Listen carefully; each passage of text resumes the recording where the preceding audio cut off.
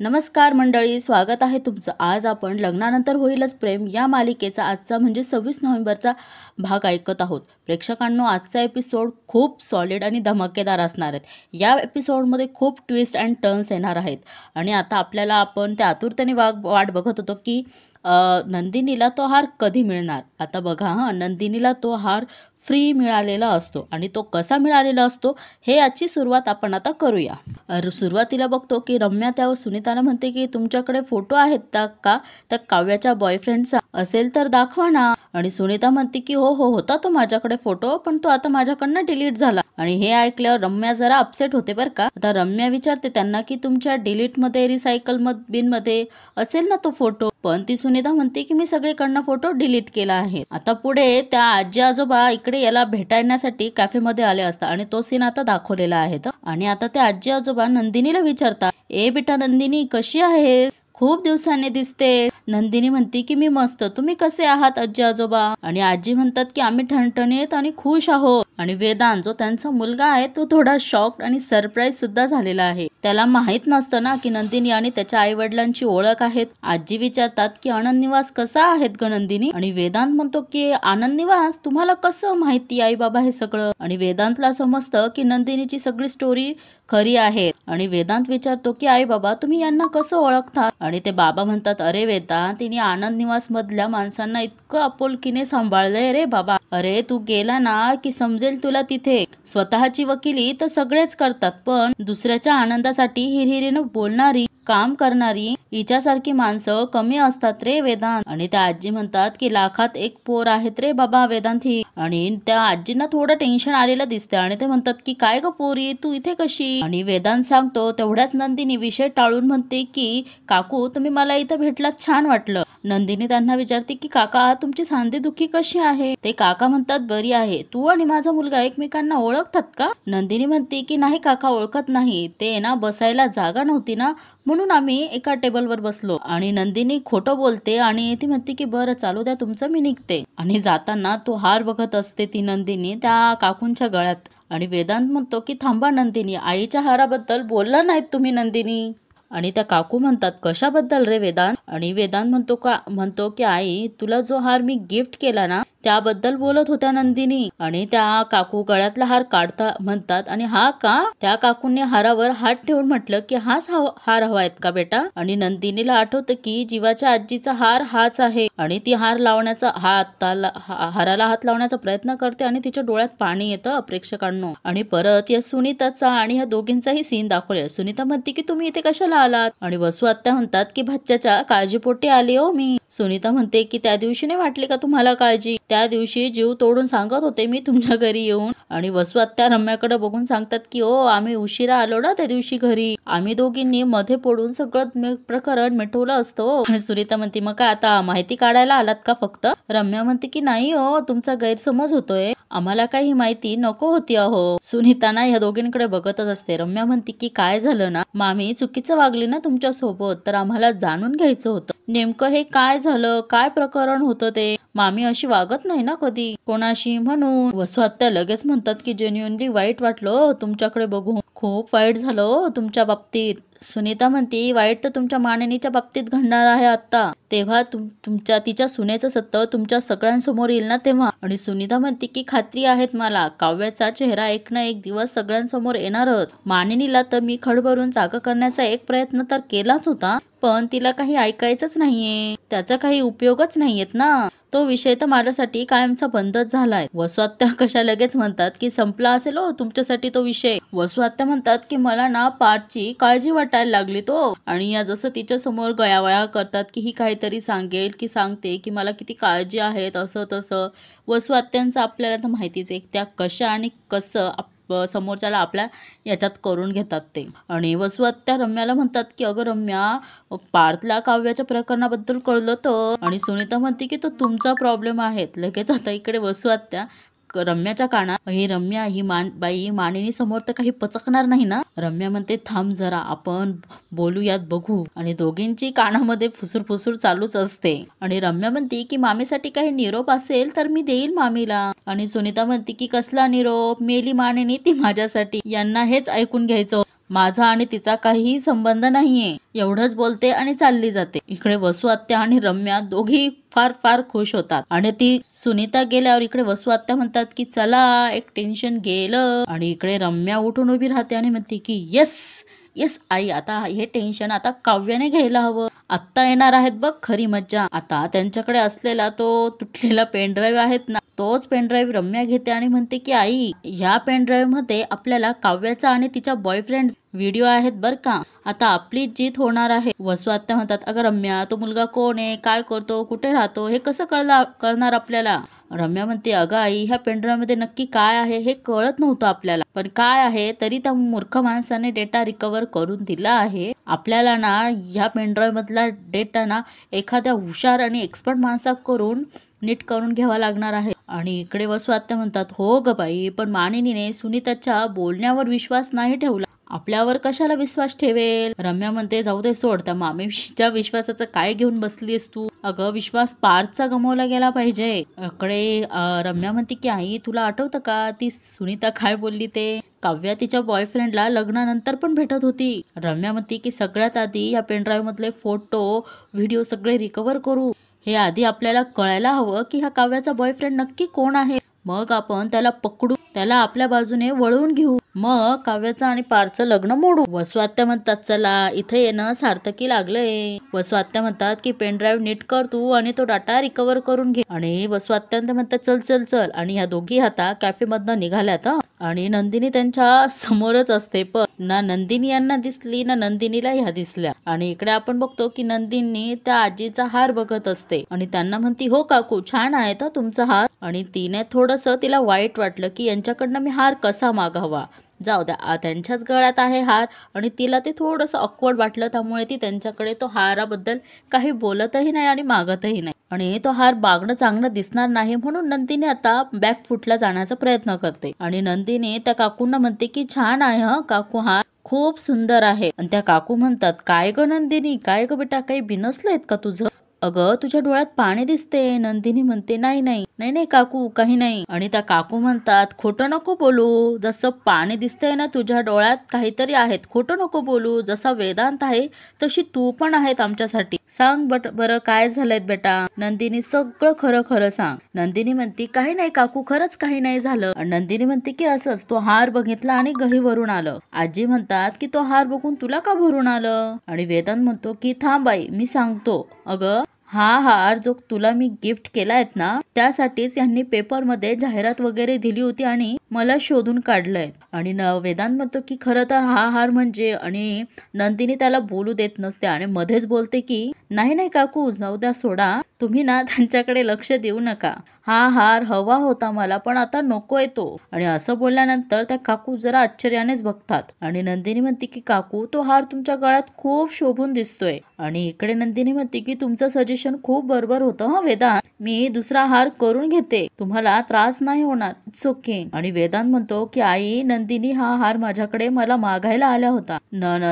वेदांत म्हणतो की हा हार त्यांच्या, आता तो पुढे काही बोलणारच.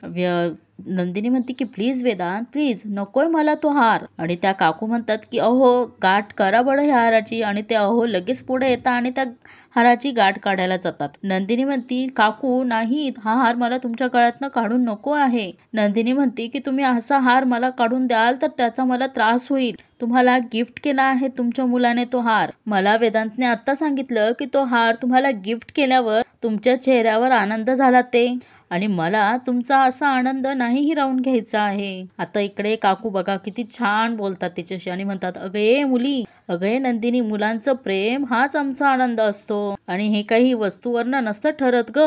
त्याला हार द्यावासा वाटला, त्याने तो मला दिला. त्याच्या भावना आणि आमच्या भावना एकमेकांच्या मनापर्यंत पोहोचल्यात. त्या म्हणतात की ह्या हाराची जागा जर दुसरीकडे असेल तर मला ग कशाला वाईट वाटेल. आता नाही असा विचार करायचा नंदिनी, मला वाईट वाटणार नाहीये तुला तो हार देताना. त्या म्हणतात काय हो, आणि ते काका म्हणतात खरंच हिचं आणि ते म्हणतात की वस्तूवर जीव दडण्यापेक्षा ना माणसावर जीव दडलेला हवा. आणि त्या काकू म्हणतात माझा लेक गुणी आणि श्रीमंत आहेत बरं का, माझा मुलगा दुसरा हार घेऊन देईल. आणि त्या लगेच म्हणतात काय रे वेदांत, पुरवशील का माझा हट्ट.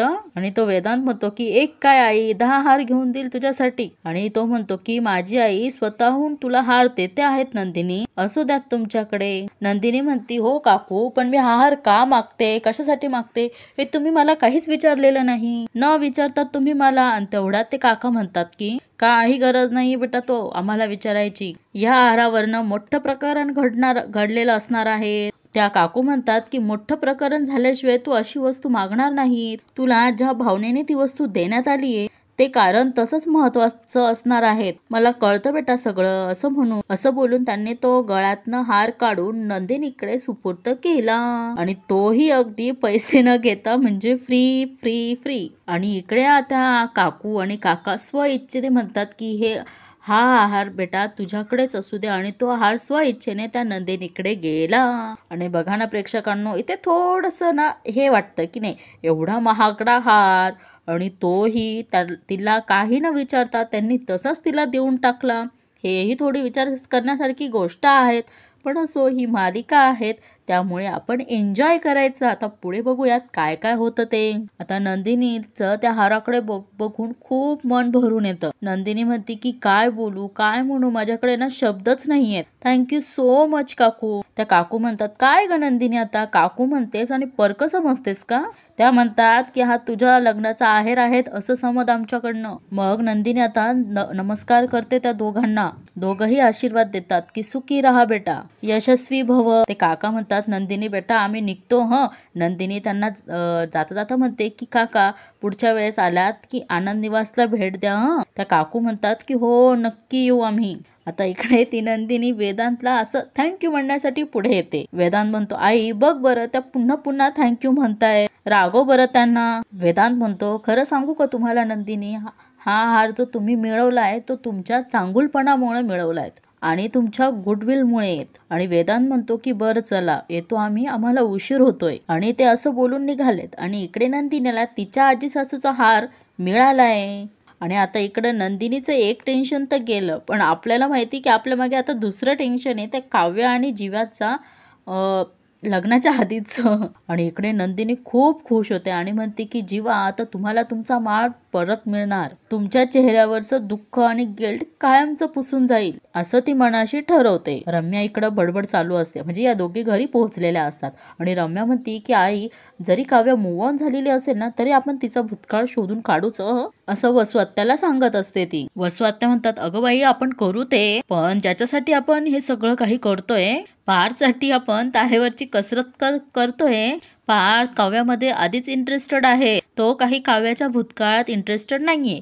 हे तर अगदी प्रेक्षकांना एकदम खरं बोललेलं आहेत ते. आणि इकडे रम्या म्हणते की आई तो का नसेल इंटरेस्टेड. आणि इकडे वसू आत्या म्हणतात अगं रम्या ती लग्नानंतर जी काव्या कसं वागत होती ना त्यावर पार्थ काहीच रिॲक्ट नव्हता करत, तो तिला समजूनच घेत होता. आणि इकडे रम्या म्हणती की तो तिला समजून घेत होता कारण त्याला असं वाटत होतं की काव्याचं तिच्या मनाविरुद्ध लग्न झालं आहे. त्याला काय माहिती की तिचं लग्न आधी अफेअर होतं म्हणून ती का चिडचिड करत होती. आपण सांगू ना त्याला की तिचं अफेअर होतं, लफडं होतं, काय जे असेल ते. आणि वसू आत्या म्हणतात की हा हे बरोबर आहे, तुझा काय प्लॅन आहे सांग बरं रम्या. रम्या म्हणते की भलेही त्या पोराने आपल्याला हा CCTV फुटेज रिकवर करून दिला नसेल, पण माझ्या मैत्रिणीचा भाऊ मोठा हॅकर आहे, तो आपल्याला डेटा रिकवर करून देईलच. आणि वसू आत्या इकडे हॅकर नावा ऐकल्यावर घाबरतात आणि म्हणतात अगं ए बावळट वेळ लागला का तुला, अगं बाई या इल्लीगल लफड्यामध्ये नाही पडायचेत मला. आणि इकडे रम्या म्हणती अगं आई तो आपलाच डेटा आहेत आणि आपण तोच रिकवर करून घेतो आहोत, आपण कशाला दुसऱ्याचं घेतोय, ते इल्लीगल बिल्लीगल काही नसतं ग. आणि इकडे वसू आत्या म्हणतात असं असेल तर बरं होईल बाई, तो पेनड्राईव्ह रिकवर झाला पाहिजे, मला ना आता राहवत नाहीये.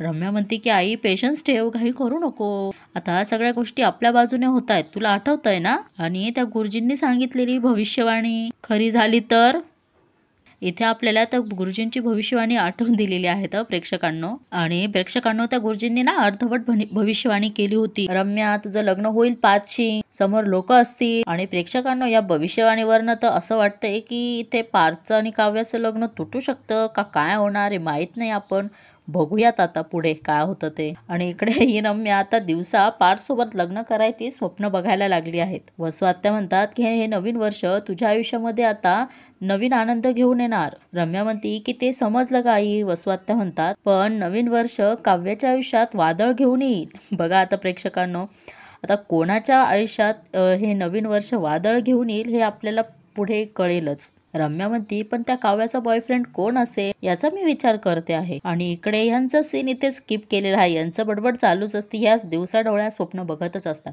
आणि इकडे हा पार्थ चक्रा मारत असतो की काव्य अजून कशी आली नाही. पिऊ म्हणती काय रे दादा, काय झालं, काय चक्रा मारतोयस. मग पार्थ म्हणतो अरे तुझी वहिनी एक्झामला गेलीत ना. पिऊ म्हणती मग तू का टेन्शन घेतोय, एक्झामलाच गेली ना ती. आणि तेवढ्यात काव्य येते तिथे आणि पिऊ सांगतच असते. पिहू म्हणते की तू टेन्शन घेऊ नको पार्थ दादा, काव्या वहिनी टॉप करेल. आणि काव्य आल्या आल्या पार्थ म्हणतो की काव्या कसा गेला पेपर, तुम्ही जो अभ्यास केला ते सगळं आलत ना पेपर मध्ये, वेगळंच आलं का, टेन्शन आलं का. आणि इतका फास्ट बोलतो. ही काव्या म्हणते होल्ड होल्ड होल्ड, तुम्ही होल्ड करा ना देशमुख, मी नंतर बोलेल ना. आणि पार्थ म्हणतो हो हो हो आता बोला बोला. काव्या म्हणते की हो हो माझी परीक्षा होती आज. आणि म्हणते की माझा पेपर थोडा आहे ना मजा घेत असते पार्थची आणि थोडा सस्पेन्स क्रिएट करते तिथे. आणि पार्थ त्याने बघत असतो आणि म्हणतो की बोला ना पटकन. आणि हे एवढा सस्पेन्स क्रिएट करून काव्या म्हणते की हो बाबा मला पेपर खूप छान आणि सोप्पा गेलाय. काव्या म्हणते की ज्या ज्या गोष्टींचा मी अभ्यास केला ते सगळं आलंय. आणि काव्या म्हणते की सगळ्या प्रश्नांची मी व्यवस्थित उत्तरे लिहिलेली आहेत. आणि महत्वाचं म्हणजे की सगळा पेपर मी वेळेत संपवला. आणि इकडे पार्थ हसतो आणि म्हणतो की व्हेरी गुड, हेच मला अपेक्षित होतं. आणि इकडे पिऊ म्हणते की अगं ये वहिनी, तुझा पेपर तुझा होता आणि इकडे हा पार्थ दादा टेन्शन घेत होता ग. अगं म्हणजे बाबाचा पोट खराब असल्यावर ते फेरा मारतात ना, तसा हा फेरा मारत होता. आणि यावर पार्थ त्या पिऊला म्हणतो जा आगाऊ कुठली, जा घरामध्ये जा, जाऊन अभ्यास कर. आणि नंदिनी सुद्धा काव्यासोबतच घरात आलेली होती बरं का प्रेक्षकांनो. आणि इकडे पार्थ म्हणतो की नंदिनी तुम्ही काव्यासोबत कशा काय आलात. आणि इकडे ही नंदिनी म्हणते की पार्थ मी आनंद निवास मध्ये गेले होते आणि येता येता काव्याला फोन केला तर मग आम्ही दोघी सोबतच आलो. नंदिनी म्हणते की चालू द्या तुमचं, मी आले येते. आणि नंदिनीच्या बिहेवियर वरनं असं वाटतंय की नंदिनीने अजून कोणाला त्या हाराबद्दल सांगितलेलं नसतंय. आणि तो हार बहुतेक ती कोणाला सांगेल माहित नाही की हे सिक्रेट ते आता कधी रिव्हील करते याची आपण वाट बघूया. आणि इकडे नंदिनी रूम मध्ये निघून जाते आणि हा पार्थ त्याच्या तोंडाचा फुगा करतो बरं का. आणि काव्य त्याच्याकडे बघते आणि काव्याच्या लक्षात येतं की तो नाराज झालेला आहे. आणि इकडे ही काव्य म्हणते की काय झालं देशमुख, असलं रुसलेल्या बोक्यासारखा चेहरा का केला तुम्ही. आणि काव्य म्हणते की या रुसलेल्या बोक्याला त्याचं फेवरेट खाणं दिलं नाही वाटतं अजून कोणी. आणि पार्थ म्हणतो की मला नाही बोलायचं तुमच्याशी, मी मी मी म्हटलं होतं ना तुम्हाला की मी येतो म्हणून तुम्हाला सोडवायला. काय हो, काय झालं होतं तुम्हाला, देव जाणे, मला सोडवायला पण नाही येऊ दिलं. मी मेसेज केला होता तुम्हाला परीक्षा संपल्यावर मला सांगा, मी येतो घ्यायला, मी घ्यायला पण आलो असतो ना. पार्थ म्हणतो की येताना छान आईस्क्रीम बिस्क्रीम खाल्लं असतं पण नाही, घ्यायला पण येऊ दिला नाही. आणि हा पार्थ म्हणतो की मला का असं म्हणतायत की रुसलेल्या बोक्यासारखा चेहरा दिसतोय का, काय झालं. आणि इकडे काव्य म्हणती झालं का तुमचं बोलून, आता मी बोलू का. सॉरी देशमुख, अहो तुमचा चेहरा बघून मला हसायला येतंय. आणि देशमुख, एका गोष्टीसाठी मी जेन्युइनली सॉरी बोलते तुम्हाला, मी तुम्हाला फोन आणि मेसेज करून कळवलं नाही त्यासाठी सॉरी. अहो खरंच सॉरी हो.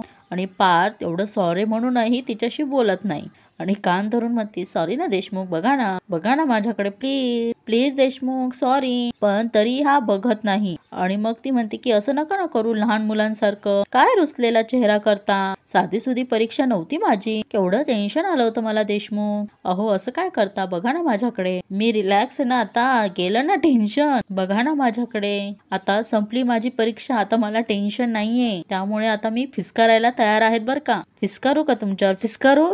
आणि मग तो हसायला लागतो. पार्थ किती सुंदर आणि छान असं सीन दाखवलेत ना असो. आणि मग पार्थ म्हणतो झालं बरं, केलं तुम्हाला माफ. आणि काव्य म्हणती बरं थँक्यू. आणि असं बोलल्यानंतर या मालिकेचे एपिसोड इथे संपतो. आता आजची मालिका तुम्हाला नक्कीच आवडलेली असणार.